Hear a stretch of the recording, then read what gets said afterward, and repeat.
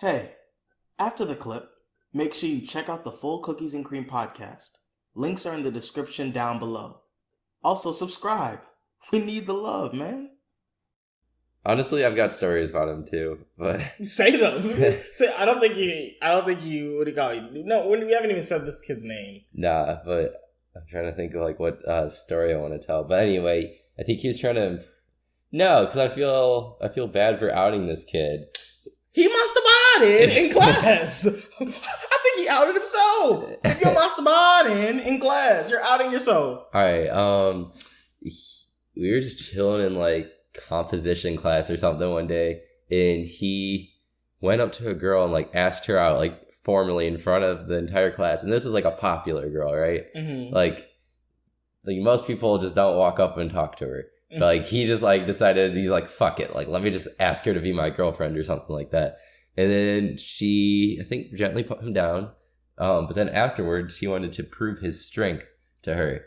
So he decided to start doing push-ups on the floor, just like in the middle of class.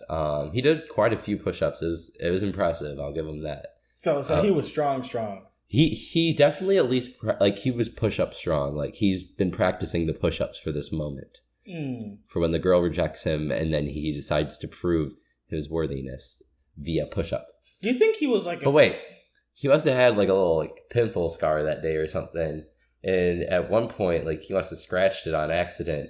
So then when he stood up from doing his push-ups, it had like the blood flow must have been pumping into his head, and when he stood up, it all just kind of trickled down his face very slowly. So he stood up. He had this little grin on his face after doing push-ups in the middle of class. And there was just a streak of blood dripping from his forehead all the way down to his chin.